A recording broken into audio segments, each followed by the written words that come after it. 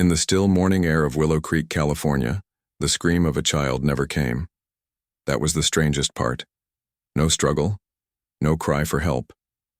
One moment, Lily Adams was walking to school like any other 12-year-old. The next, she was gone, swallowed by silence. And the only witness? A trembling classmate with eyes wide from shock, whispering 4 chilling words. A white van stopped. Willow Creek was the kind of town where people left their doors unlocked. Kids rode their bikes without helmets, neighbors exchanged pies and weekend gossip, and the worst thing that happened most years was a skunk spraying the school gym. So when Detective Tony Reyes got the call that a 12-year-old girl had gone missing on Maple Lane, it didn't just rattle him, it shook the entire town to its core. Tony had only been partnered with Boomer for 3 weeks. The K9 was a 2-year-old, German Shepherd, still fresh from training but sharp as a scalpel, loyal, focused, obsessed with work. The kind of dog who didn't wag his tail unless it was earned. When they pulled up to the scene, the street looked painfully normal, just backpacks on shoulders and lunchboxes swinging. But on one stretch of the sidewalk, where the maple trees lined the curb, a small purple notebook lay torn open on the grass, pages fluttering in the breeze. Lily's name scrawled on the inside cover in blue pen. Tony met with Lily's parents. First, Karen Adams clutched a mug with shaking hands, though she hadn't taken a sip. Daniel stood rigid, arms crossed, jaw clenched like stone. They kept asking the same question Tony had no answer for. Who would take our daughter? From across the street, young Emma, a friend of Lily's, watched in silence, her arms wrapped tightly around herself. Tony approached gently, crouched low, trying to make his voice soft without sounding patronizing. What did you see, sweetheart? Her eyes darted away before locking on his badge. A man. He opened the side door. He pulled her in. Then the van drove off. Fast. She was certain of the color. White. No logo. No windows in the back. Just a plain utility van. Tony called it in. An APB went out statewide. But he knew how these things went. By the time roadblocks went up, the van could be 1,000 miles away. Every second was a window closing, and they were already behind. Boomer had been sniffing along the sidewalk, then into the street. Tony unclipped the leash. Find her, boy. The K9 lowered his head and followed the path Lily had taken, past the notebook, past Emma's house. Then, nothing. He stopped in the middle of the street, nose twitching. Tony's eyes scanned the pavement. Something was off. There was a fresh patch of tar, just a small square, maybe 4 feet wide. Too clean, too new. The rest of the road was sun-bleached and cracked. Boomer stepped onto it and froze. Then he scratched. It wasn't frantic, like when dogs dig. It was deliberate, sharp, 3 strokes, then a pause. He sat back on his haunches, ears up, nose lifted, sniffing hard at the air. Tony crouched beside him. What is it, buddy? Boomer didn't bark. He didn't growl. He just stared down at that piece of pavement like it held a secret no one else could see. Tony knelt and placed his palm flat against the black tar. It was still warm, but not from the sun. It had been poured recently. Maybe last night. Maybe this morning. Why repair that tiny spot? Tony leaned in. There was a faint scent. Ozone. Old gasoline. And something chemical. Too clean, almost like industrial cleaner or solvent. Not the kind of smell you'd get from fixing potholes. Still, there was no hard evidence, no blood, no fibers, nothing the lab could use, just Boomer's behavior. And that wasn't enough for a warrant. They expanded the search radius, questioned. The neighbors. Karen and Daniel Adams answered the same questions a dozen times. No enemies, no strange visitors. Lily was a good kid. A few blocks over, one name kept popping up. Arthur Finch, a local carpenter. Lived alone on the outskirts of town. Quiet, not friendly. Drove a white van, no criminal record. No witnesses placing him at the scene. But there was something about him Tony didn't like. He drove out to Finch's property. 6 acres of overgrown brush and half-built sheds. Finch met him at the gate, eyes squinting against the sun. Nervous, shuffling. Tony kept the tone casual. "Mind if I ask a few questions?" Finch nodded. "Yeah, I heard about the girl. Terrible thing. But I was home all morning. Alone, working on cabinets. Anyone to confirm that?" Finch hesitated. "No. Just me." Boomer stayed quiet but alert. He paced near the fence line, occasionally sniffing toward the tool shed but giving no full alert. Tony thanked Finch and left, gut twisting. No evidence, no cause, just a feeling, and a dog's quiet scratch on a road. Back at the station, Tony reviewed his notes. The tar spot, the van, the chemical odor. He looked at Boomer, now resting on a mat in the corner. The dog raised his head slightly, ears flicking. "You smelled something, didn't you?" Boomer didn't move. Tony stared at the sketch of the street layout. That patch of road wasn't just new. It was perfectly aligned with where a van might stop to grab someone. He picked up the phone and ordered the city maintenance logs. No records of repair on that street. Not in the last month. Which meant someone poured that tar themselves. But why, Boomer had no doubt. He'd scratched at that spot for a reason. Tony leaned back in his chair, mind racing. And Boomer, still silent in the corner, never took his eyes off that sketch. It had been 7 long years. The street where Lily Adams vanished was now lined, with solar-powered porch lights and security cameras. But none of that mattered back in 1996. Tony Reyes had replayed that day more times than he could count. The screams that never came, the small purple notebook, the scratch Boomer made on the freshly tarred pavement. Subtle, almost forgettable. But Tony hadn't forgotten. Neither had Boomer. Tony was Captain Reyes now, gray around the temples. Oh, little slower climbing stairs, but still sharp. People in town respected him, trusted him. But the one case that mattered, the one he'd failed, stayed open like an unhealed wound in the back of his mind. He kept the cold case file in his top desk drawer. Not in storage, not on a shelf. Right there, where he could see Lily's school photo every morning. Big blue eyes, gap-toothed smile. The kind of picture that made you want to rewind time.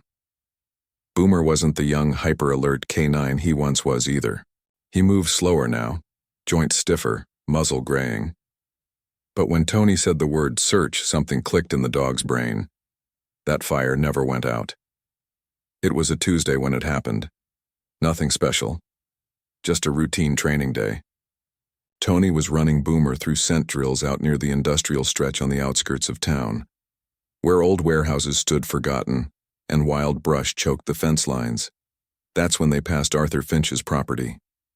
Finch still lived there, in the same sagging house with the cluttered sheds and rusted tools leaning against warped wooden fences. No charges had ever stuck to him. No warrant had ever been approved. Just suspicions and 7 years of silence.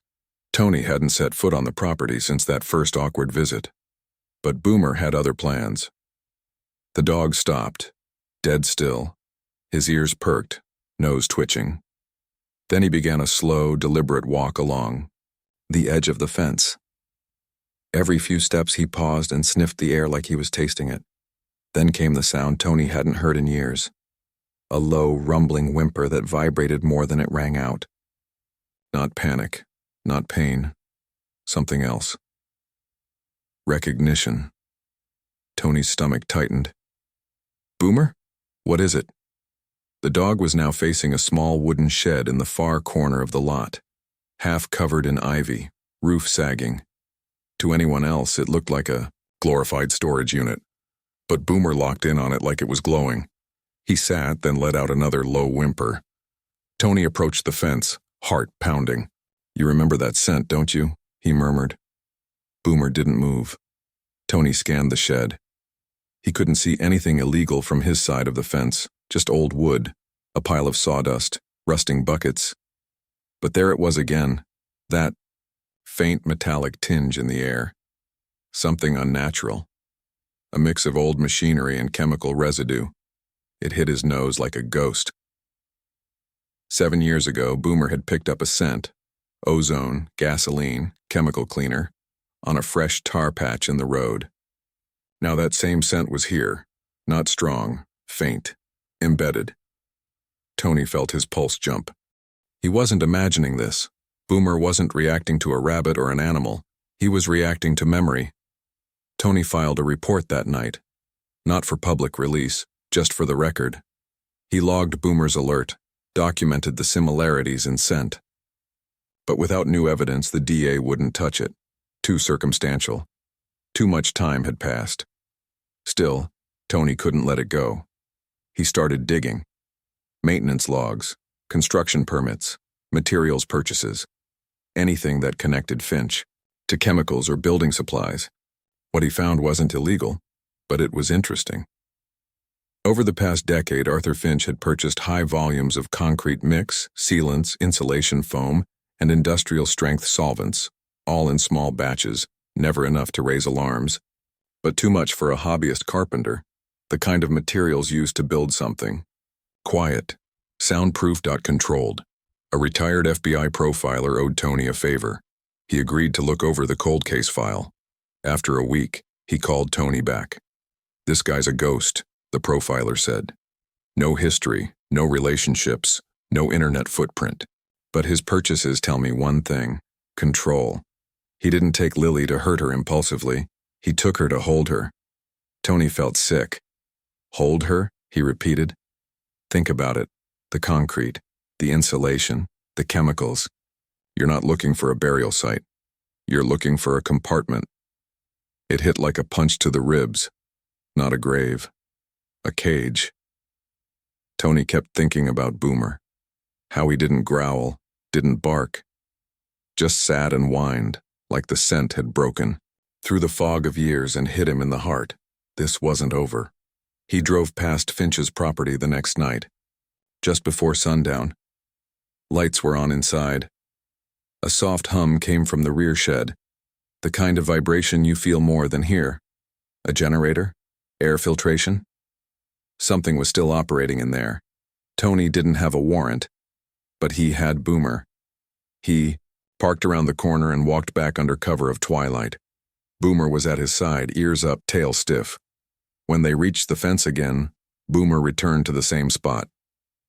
The shed. He sniffed, then sat.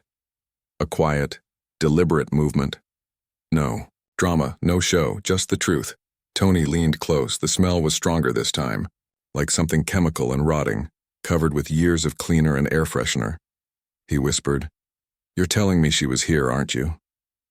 Boomer blinked slowly. Tony reached into his pocket and clicked his voice recorder. "Memo." To self, he said softly. "Boomer alert, same location, same scent profile, 7 years later, suspect Arthur Finch. Unconfirmed chemical masking detected. He didn't have a search warrant. Not yet. But he was getting closer." That night he sat with Boomer on the porch of his house, the sun long gone. The old dog rested his chin on Tony's boot. "You remembered her?" Tony said, running his fingers through the graying fur. After all this time. Boomer's eyes were half shut, but his tail thumped once against the floorboards. 7 years had passed, but the scent of guilt never fades. And Boomer hadn't forgotten. The case wasn't just cold, it was buried, 7 years deep. But it never left Tony Reyes.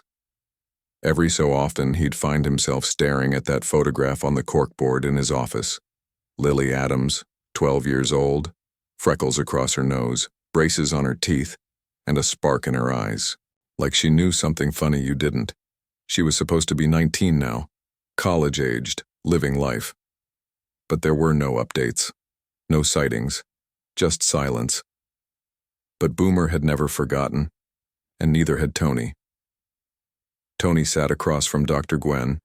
Harlan, a retired FBI profiler whose blunt demeanor had been both respected and feared during her years in Quantico. Her eyes scanned the case file slowly, like she was peeling back layers no one else could see. Whoever took Lily, she finally said, wasn't impulsive. This was deliberate, methodical.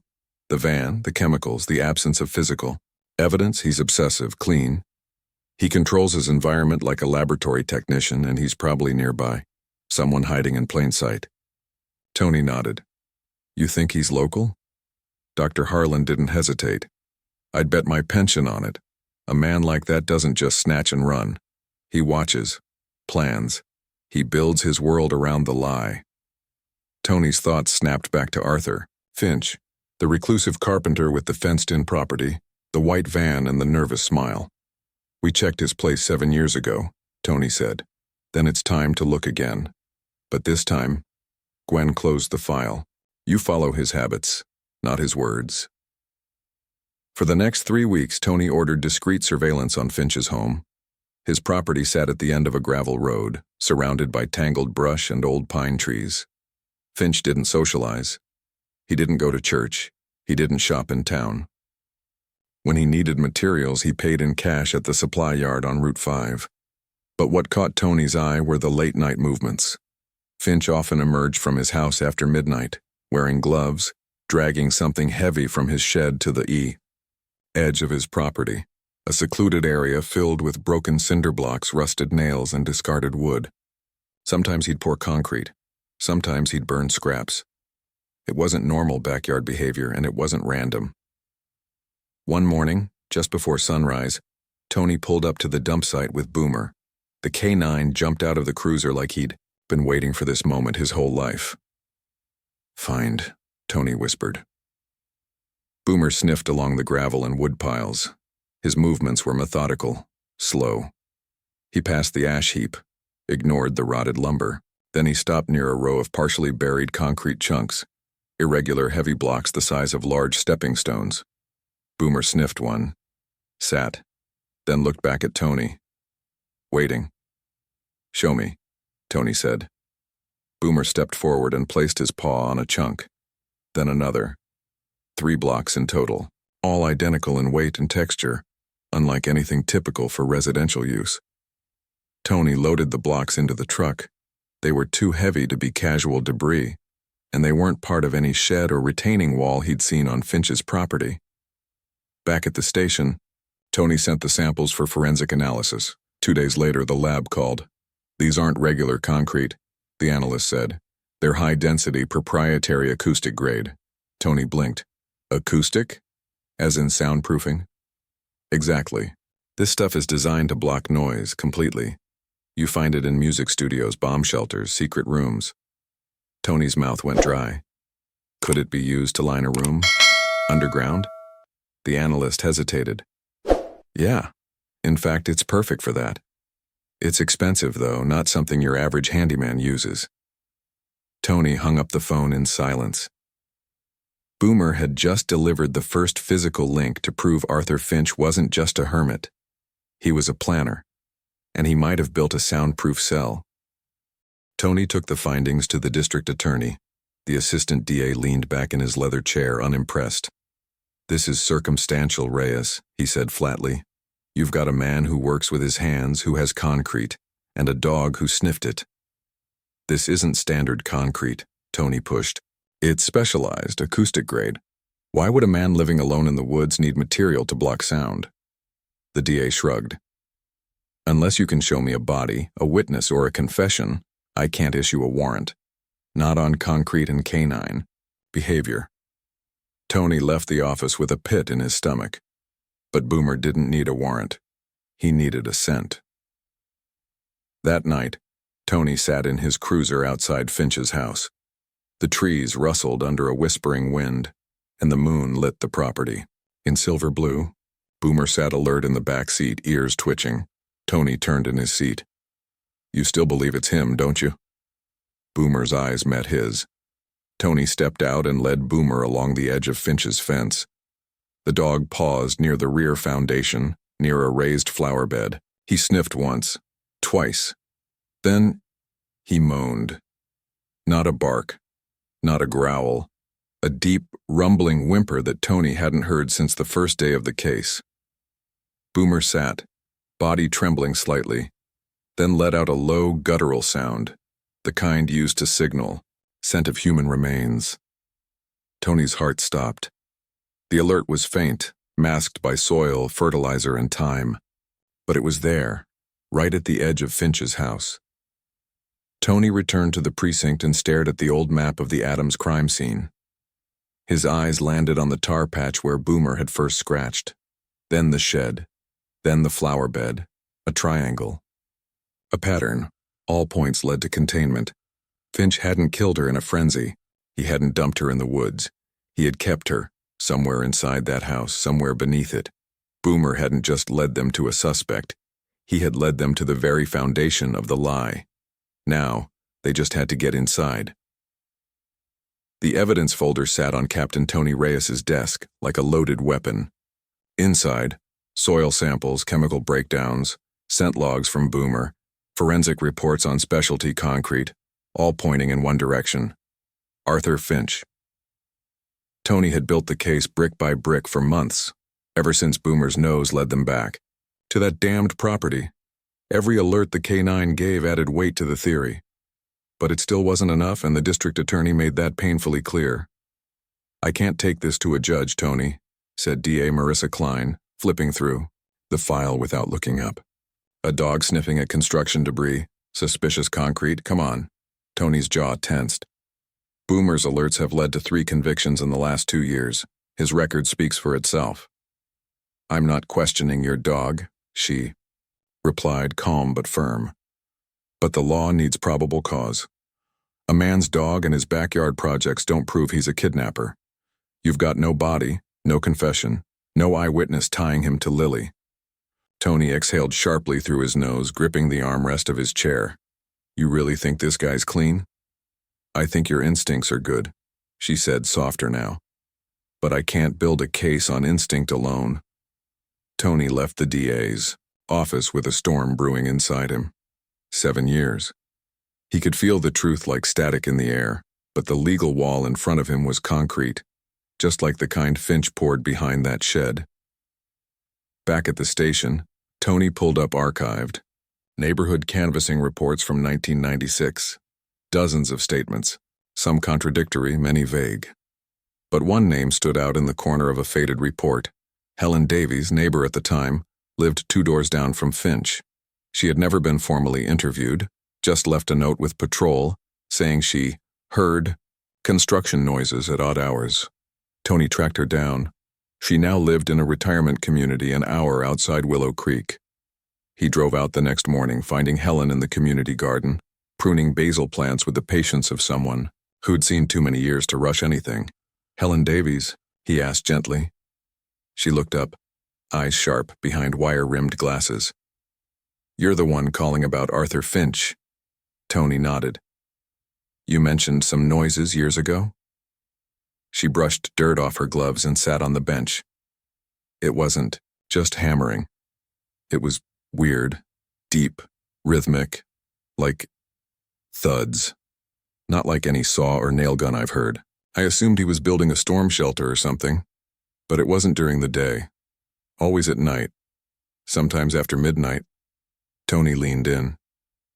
"Do you remember what month this was?" She thought for a moment. "Early spring, right after daylight saving hit. I remember because I had just set my clocks ahead. Lily disappeared in March. That lined up. Did you ever see anyone else on his property?" Helen shook her head. "No, but that man gave me the creeps, always covering his shed windows. And there was this time, weeks after the noises stopped, he was hauling a flower bed out to the yard, a raised one, like a planter box. But the dirt looked freshly dumped, not planted." Tony's pulse quickened. Where exactly was this flower bed? "Right behind his house, near the foundation. I haven't been back there in years, but I'll never forget it." Tony drove straight to Finch's property. He parked 2 blocks away and walked the rest of the way on foot, Boomer by his side. No lights, no backup. He wasn't here to arrest anyone, just to see if his hunch led anywhere. The perimeter was quiet. The air was thick with pine and distant rain. Boomer walked ahead, his ears twitching, body taut. They crept along the tree line until they reached the back of Finch's house. That's when Boomer stopped, just like 7 years ago. But this time he didn't scratch. He didn't bark. He simply lowered his head and walked slowly toward the corner of the foundation, near a raised wooden bed covered with struggling vines and weeds. He circled it once, then sat, his body still, his eyes locked on the soil. Tony's heart pounded. "What do you smell, boy?" Boomer didn't respond the way he normally did. Instead of his sharp bark or alert posture, he let out a deep guttural moan, low and sorrowful like the sound of loss.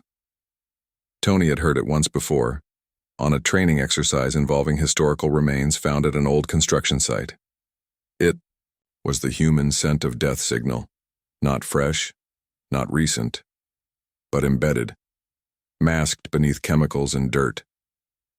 Boomer was signaling that something had once been there, a person, possibly buried, moved, hidden.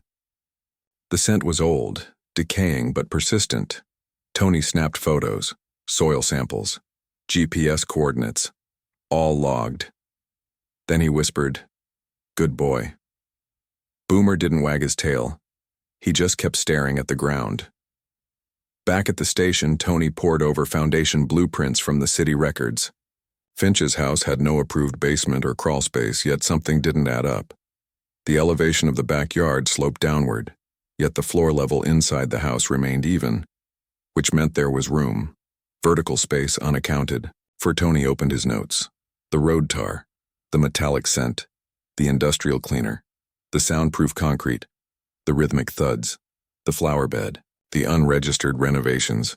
Boomer's alerts had all been right, which meant, somewhere beneath that house, there had once been a hidden compartment, and maybe, just maybe, it was still there. "You want to send in inspectors under false pretenses?" Tony didn't blink.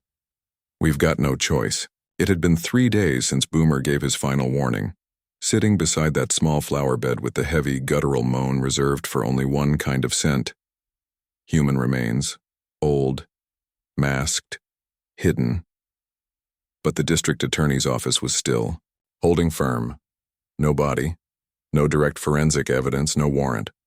So Tony Reyes did what every great cop dreads. He bent the rules. That morning, a letter, complete with a forged city seal, arrived at Arthur Finch's property. It cited a potential sewage code violation and warned of a possible contamination hazard linked to the recent neighborhood infrastructure work. The fake report demanded a mandatory on-site inspection. Finch was given 24 hours notice. Tony didn't sleep that night. Boomer rested quietly on the foot of his bed, his breathing deep and steady. Tony ran over the plan again and again in his mind. 2 uniformed officers would play the part of city utility inspectors. They'd knock on Finch's front door and walk him through the water main survey.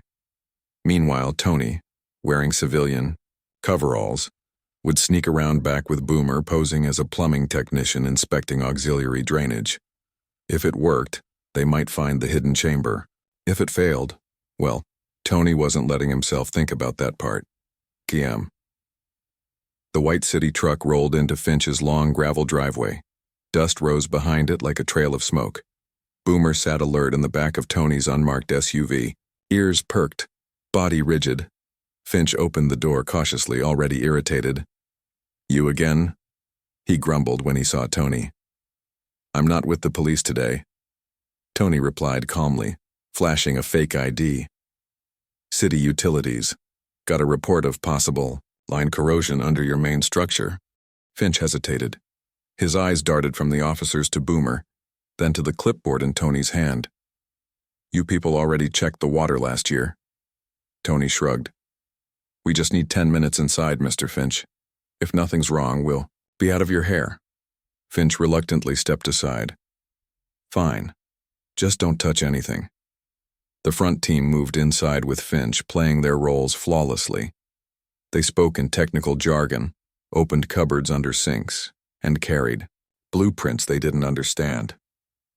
Tony used the opportunity to slip around back with Boomer. The back entrance led to a cluttered utility room that reeked of paint thinner, rust, and mildew. Boomer immediately lowered his head and began scanning, nose sweeping in slow, deliberate arcs. Tony crouched and whispered, "Easy boy, show me." Boomer moved to the far corner of the room, behind a water heater and some stacked rags. He began to scratch. Not with urgency, not with panic, with intention. His paws struck concrete. The surface was uneven, one section slightly newer, a different texture. It had been patched hastily, not poured professionally. Tony pulled out a flathead, screwdriver, and carefully scraped around the edge. After a few minutes, a loose slab lifted, revealing a metal grate. His pulse spiked. He reached down, fingers trembling slightly, and pulled the grate free. Beneath it was a narrow shaft, just wide enough for a person to climb through. A rusty ladder descended into darkness. He grabbed his radio. "Command, this is Reyes. We've got a concealed substructure, possibly a crawl space or bunker. Suspicious. Access point located behind the water heater." Before they could respond, a sudden clatter echoed from the front of the house. Loud voices, a bark of surprise from one of the officers. Then, a girl's scream. Tony froze. He turned to Boomer, who was already halfway to the door. Lily Adams hadn't seen sunlight in years, but she had memorized the sound of the white van's engine, the slam of the shed door, the hum of the vacuum cleaner that Finch used to cover. Noise when he moved between the underground chamber and the surface. Today was different. She'd heard more footsteps than usual. And voices. Not Finch's. Men's voices. Calm, but firm. Organized. Hope sparked deep in her chest. When she heard movement above, she crept toward the hidden door at the back of the adjacent tool shed, a door Finch never fully secured unless he was angry. She pushed it gently. It creaked open. Just enough. She peeked out, saw the van parked in the drive, and ran. Barefoot, hair wild, eyes wide, she sprinted down the gravel path and into the neighbor's yard. She didn't stop to knock. She screamed, "Please, help me. I'm Lily Adams. I was kidnapped." The call hit dispatch like lightning. A teenage girl, bruised, gaunt, eyes glassy with disbelief. Alive. Tony heard the code come through as he burst into the front yard. Finch was standing frozen, a phone still in his hand. His mouth moved, but no words came out. He looked past the officers, past Boomer, and he saw her, Lily, running down the street, neighbors pouring out of houses, sirens closing in. Everything in Finch's posture collapsed. His years of control, gone in seconds. He bolted for the van. The chase was immediate. Tony jumped into his cruiser and threw on the lights. Boomer, now back in his seat, barked once, sharp, focused. Finch blew through 2 stop signs and turned. Toward the train yard, Tony was gaining. They hit the edge of the old freight depot. Finch abandoned the van and took off on foot, weaving through stacks of lumber and rusting metal containers. Tony released Boomer. "Go." The shepherd darted ahead, navigating the maze with precision. He tracked not with speed but certainty, nose to the ground, every scent particle a breadcrumb. Tony rounded the corner just as Boomer skidded to a halt, growling low, in front of them. Across the tracks stood Finch, panting, disheveled, and behind him, a freight train. Fast. Loud. Finch looked at Tony, then at Boomer. He stepped backward without a word, and vanished under steel and thunder. Later that day, Tony stood quietly at the Adams home. Karen and Daniel held their daughter for the first time in 7 years. No cameras, no media, just quiet sobs and shaking hands. Tony didn't need praise.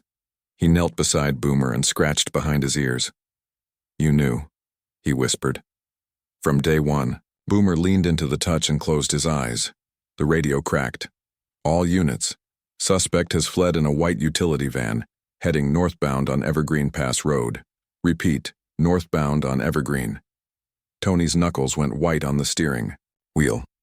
The back seat still echoed with Lily Adams' panicked voice replaying in his mind. "He kept me in the dark. I never saw sunlight. Only concrete and bleach."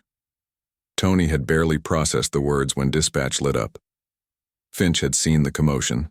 He'd seen Lily running, free, and everything, his secrets, his control, his carefully constructed world, had unraveled in seconds. Now he was running. Boomer stood braced in the back of the cruiser, body tense, nose angled toward the cracked open window. The familiar scent of the man he'd been tracking for 7 years was out there, strong, fresh, moving. "Hang on, partner," Tony said, slamming his foot on the gas. They tore up the hillside roads, the sirens screaming above the pine trees. The late afternoon sun cast long shadows across the pavement. Every second ticked louder than the last. Somewhere up ahead, Finch was driving like a ghost trying to vanish. At the next fork, tire marks skidded into the dirt road that led toward the abandoned train yard. Tony turned without hesitation. The cruiser fishtailed slightly before righting itself. Boomer let out a sharp bark, one he only used when the scent was close. The train yard was a patchwork of rusted tracks and forgotten freight cars. Steel rails stretched into nowhere. Empty shipping containers sat like tombs in the weeds. But the white van, it stood out like a dropped tooth on the floor of a church. Tony stopped the car and opened the back. "Go," he said, unclipping the leash. Boomer bolted. He didn't hesitate, not a glance at the van, not a sniff. He knew the target had moved on foot. Tony followed, his breath tight in his chest, his badge swinging against his chest plate. Boomer wove through metal beams and gravel, tail stiff, nose low to the dirt. He cut between 2 crumbling boxcars and down a slope where a dried creek used to run. Tony's boots crushed broken glass as he sprinted behind. Up ahead, movement. Boomer barked once sharply. Tony spotted Finch, scrambling through brush, clothes torn, wild-eyed. His arms flailed, stumbling as he crossed the tracks. "Arthur Finch," Tony yelled, drawing his weapon but not raising it. "Stop now." Finch looked back, but only for a moment. A faint rumble hummed underfoot. Tony's head snapped to the side. The train. It wasn't supposed to come this time of day, but he saw it now. Rounding the bend, a massive freight train crawling toward them, slow but unstoppable. Finch kept running. Boomer stopped at the edge of the tracks, ears flat, whining low. Tony raised his hand. "Get off the tracks." But Finch didn't stop. He crossed the first rail, then the second. Tony's heart screamed. The horn blasted, metal thundered, and then it was over, just like that. Tony stood frozen. Boomer sat beside him, silent now. The freight train thundered past, boxcar after boxcar slicing through the golden light. When the last car passed, only dust and silence remained. Tony exhaled slowly, shoulders slumped. 7 years. 7 long years chasing shadows. And in the end, it hadn't been justice that caught up to Finch. It was time. Tony knelt beside Boomer, running his fingers through the thick fur behind his ears. "You stayed on him, boy. All the way to the end." Boomer leaned into the touch, panting softly. By the time backup arrived, the scene had grown quiet again. Investigators taped off the area. Paramedics stood by, unneeded. Lily was safe now. She was at the hospital, surrounded by her parents. Karen sobbing into her daughter's hair. Daniel holding both of them, like he'd never let go again. Tony didn't intrude. That moment belonged to them. Later that night, paperwork filled his desk like an avalanche. Statements, chain of custody reports, forensics checklists. The lab had already begun confirming what Lily told them. About the hidden basement, the chemicals, the soundproofing, the terrifying schedule Finch had forced her to follow for years. But one thing stood out above all. Every clue, every breakthrough, every step closer, had come not from a lab coat or a lucky break.